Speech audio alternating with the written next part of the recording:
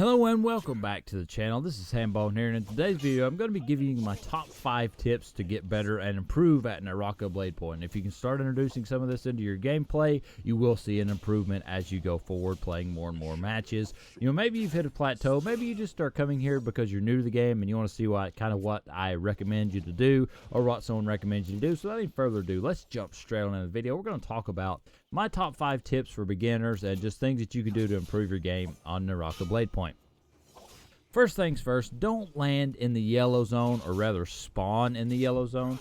The yellow zones, for those of you that don't know, are big zones. They got better loot than all the other places. They got the really good stuff, but there's a lot of people that land there. It's always crowded. It's always a mess, and so you're better off to land like kind of semi-close to one, and then go ahead and loot up, get yourself some armor, a halfway decent weapon, and then you can cruise into the yellow zones, go around and try and fight the people, catch them as they come out, or catch them out of position in the yellow zone and get them off guard, you know, catching them in a situation where you know you can win the fight and go into the fights with a better ability than just dropping hot and people being all over you and you not being able to, focus and being able to strategize as you go into fights. Because this game is big on strategy and kind of taking it slow, playing smartly, not just button mashing and etc. You want to be able to play smartly in your fights, use a weapon that you enjoy, which you're going to have to look around a little bit to find. You know, you're going to have to just practice with each one and find which one you like the best.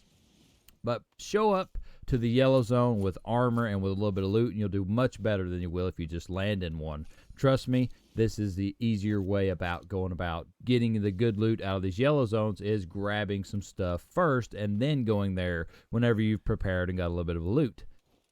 Now let's talk about another thing that's super important here, and that is movement is your best friend. This game has verticality and movement unlike any other game I've ever played. You can literally go anywhere and do anything at any location. You got the zip lines, you can climb anything, you can run anywhere, and so utilize that movement to your success. We just talked about how, you know, if you show up and catch somebody in a bad position in the yellow zones, you can take advantage of that. Well, the way to take advantage of that is by using the movement to your advantage, getting the high ground, looking around, watching for people, and then you can set up an ambush, or you can just roll in, however you want to do it.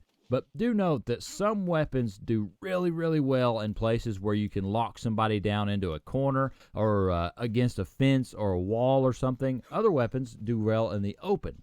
And so you have to know what kind of weapon you're using and use your movement ability to position yourself in such a way, whether it's through trees or on the ground, whatever the case may be, in such a way that you can win fights. Movement is your best friend. There's so much to movement in this game. It's easy to move wrong, but you can position yourself. You can get out of fights, you know, with 3-4 other people because your movement is good, and you can get away from that and regroup position, and then if you do it just right, you can go in and kill all the rest of the other people and get all 4 of the kills and grab all their stuff, and they won't even know what hit them if you do it right, because people do tunnel vision in this game, and it is a big part of paying attention to your surroundings and what's going on so that you can know when you can bounce out of your fights. Also, playing this game with headphones is a really good idea because while the audio isn't always perfect, having those audio cues and knowing that someone is close by, you will always hear somebody. It doesn't matter what they're doing, you will always hear somebody close by, and so knowing that, you can be able to hear them and bounce in and out of fights and do the things that you need to do to win more and more fights. And the more aware you become and the more aware of your movement and locations that you become, the better you'll be about winning fights. Next thing I want to talk about is prioritize your loot, okay? You can pick up a million different things on the ground. There's all kinds of stuff, but you want to make sure that you find, you got to have enough weapon repair kits that you can repair your weapons after every fight, because that's a big thing, and I'll just add that as a bonus tip. Always, always, always, always make sure your weapons are in tip-top shape. If your durability is below like 40, repair it. I don't care, it might burn a repair kit, sure, but you're going to want to make sure, because you might get into a fight with 4 or 5 people in one go just around this corner. This game people tend to show up and just fight, and then more people show up, more people show up, more people show up. So you have to be ready for that by having your weapons always repaired and always ready to go. So you need to keep, at least 4 or 5 weapon repair kits around. I'd keep at least 3 or 4 armor repair kits and 3 or 4 healing kits. And usually I try to go for level 2 on the armor and the healing side. You can pick up a whole bunch of lower level stuff, and then you can't pick up more. Your inventory space is very critical, so you have to prioritize your loot. Don't worry about weapons. Get the weapons you like, at least 2 weapons you like, and then your third slot can be a ranged weapon or whatever it needs to be. But prioritize your loot in your inventories in such a way that you don't have wasted space with the level 1 consumables, because the level 2 stuff is just so much better. And if you're getting into fights and killing a lot, you'll find more level 2 stuff. So do prioritize your loot. Don't just grab everything on the ground. Pay attention to the it's lost on me what the little upgrades are called, where you get more health or resistance or whatever. Pay attention to those that you're picking up, and pick up the ones that will benefit you and your playstyle. Don't just grab them all randomly. Pick up what will benefit you. That's a big thing with your loot. Pick up exactly what you need and what will benefit you. Next thing I want to talk about is never overcommit to a fight. Don't do it. Just don't do it. You can be chasing somebody, and they might be running into a position where they know that they can kill you. So don't overcommit to a fight. If they're running, there's a good chance that they're good, or at least reasonable at the game, and they're trying to get into a better position to kill you. Now, use this to your advantage as well. You can set yourself up in a position to win almost any fight. You can really truly win against people with better armor, people with better weapons. It's all about positioning. Never overcommit to a fight. If you're fighting with somebody and another person shows up, or 2 or 3 other people show up, bail out of there. Get back away from the situation, heal up, prepare your weapons, see what's going on, assess the situation, pick out the people that you can pick out, and eventually you can come out on top of that situation. Don't just run off, but never overcommit to a fight. I see it way too often. People are like, I got to fight with this guy even if it kills me. No, you don't. You can bounce out of a fight, especially with the movement in this game. It's incredibly easy to reset the fight and come into the engagement on your own terms. I've seen it a million times. Don't overcommit to a fight. If someone uses their ultimate ability and they're going to kill you, just get away for a minute, let them simmer down, and then roll back into the fight when you're ready. Don't just overcommit. Don't, it's not worth the 1 extra kill you might get, but you're going to die when you could have 3 or 4 extra kills if you play smartly. Play smartly. Don't overcommit to a fight.